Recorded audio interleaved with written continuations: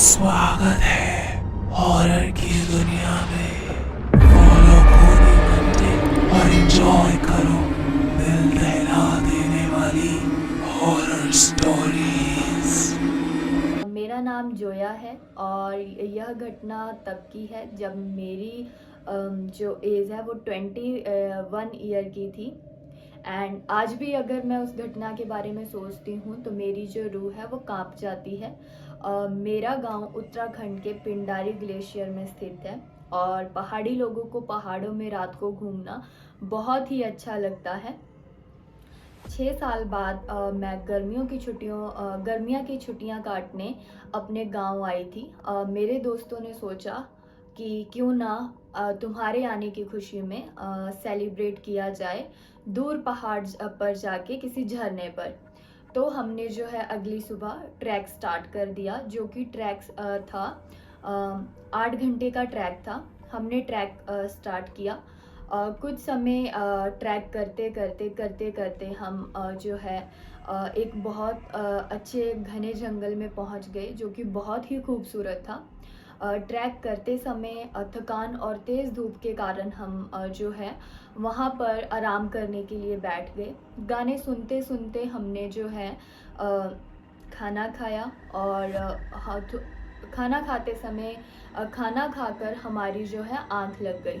आँख लगने के बाद मुझे जो है मेरे कानों में एक किसी लड़की के चीखने की आवाज़ आई। जैसे ही मैंने अपनी आंखें खोली तो मेरे इर्द गिर्द कोई भी नहीं था। तो मैंने सोचा कि यह एक मेरा बुरा सपना है और रात भी हो चुकी थी। तो मैंने अपनी दोस्त राधा और गिरदा को उठाकर उन्हें आगे का ट्रैक शुरू करने के लिए कहा। हमने आगे का ट्रैक शुरू कर दिया और अपने फ़ोन की लाइट्स और टॉर्च को जलाकर हमने ट्रैक शुरू कर दिया। हम आगे जंगल में पहुंच गए, लेकिन अभी तक हम उस झरने पर नहीं पहुंचे थे जहां हमने सेलिब्रेट करना था। हम दोनों के फ़ोन की चार्जिंग जो है वो ख़त्म हो गई। हमने किसी भी पहाड़ के रास्ते को पकड़ लिया और चलते गए। रास्ता बहुत रास्ता बहुत पतला होता जा रहा था और चढ़ाई बढ़ती ही जा रही थी, लेकिन हम फिर भी चलते रहे और मुझे एहसास हो रहा था कि ना जाने कोई मुझे झाड़ियों से झांक रहा है या कोई मेरा पीछा कर रहा है। लेकिन जब भी मैं पीछे मुड़ के देखती, मुझे पीछे झाड़ियों के अलावा कुछ भी नहीं दिखाई देता। बहुत रात हो चुकी थी और हम दोनों के फ़ोन की लाइट भी जो है बैटरी भी जो है वो ख़त्म हो चुकी थी। तो हमने एक सुनसान से रास्ते पर तंबू लगाने का सोचा और हमने तीनों ने तंबू लगा दिया और हम वहाँ पर अपना डिनर करके सो गए। सोने के बाद कुछ समय बाद मुझे ऐसा लगा कि मुझे घसीट के ले जाया जा रहा है। जैसे ही मुझे घसीट के ले जाया जा रहा था तो मैं ज़ोर से चीखी। ज़ोर से चीखने के बाद जो दानव मुझे घसीट कर ले जा रहा था उसने अपने अपने नाखूनों से मुझ पर वार किया। वार करने के बाद मेरी आंखें खुली तो मैंने देखा कि मैं अपने तंबू में ही सोई हुई थी और मेरी दोस्त राधा और गिरदा भी मेरे साथ सोई हुई थी।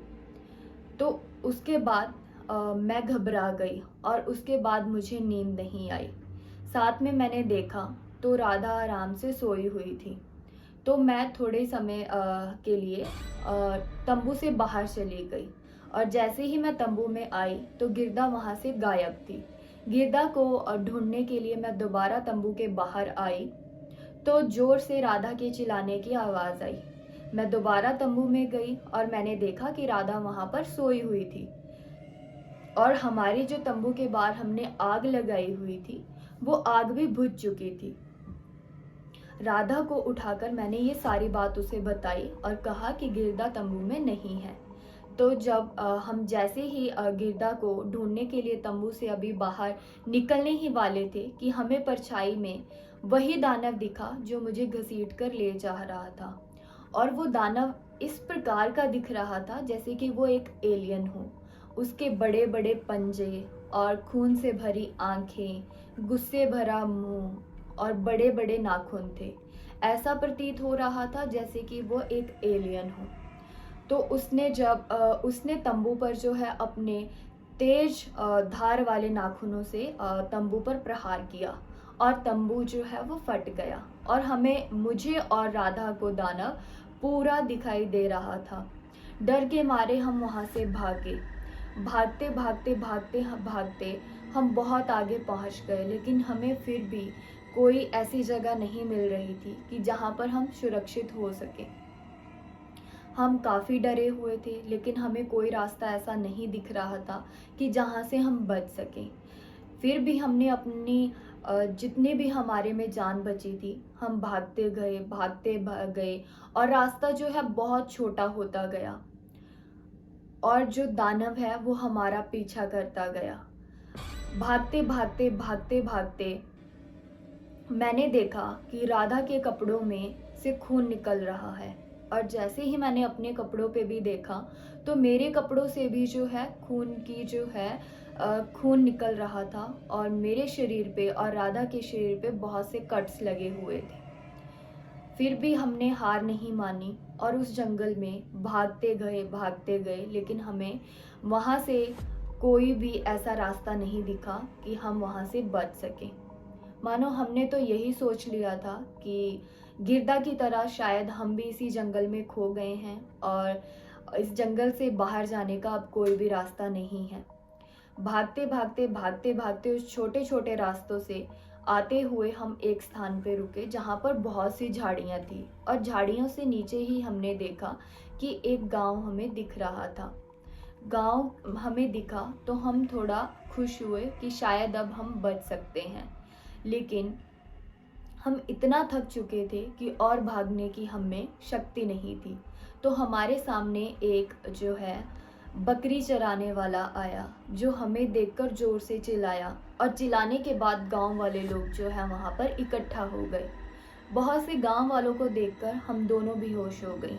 बेहोश होने के बाद और एक दिन बेहोशी से उठने के बाद हम सीधा एक मुखिया के घर पे सोए हुए थे। जैसे ही हम उठे तो हमारे शरीर पे पट्टियाँ लगी हुई थी और हमने वो सारी बात मुखिया को बताई। तो मुखिया ने हमें बताया कि ये तुम दोनों की किस्मत है कि तुम दोनों बच गई। एक समय उपरांत वहाँ पर गांव में एक व्यक्ति हुआ करता था जो शक्तियाँ प्राप्त करने के लिए बहुत उत्साहित रहता था और उस पहाड़ पर जो है बहुत से तंत्र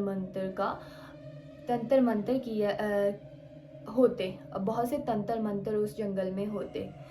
तो उस व्यक्ति ने सोचा कि क्यों ना जंगलों में जाके उन तंत्र मंत्र करने वाली विद्याओं को मैं प्राप्त कर लूं और शक्तिशाली बन जाऊं।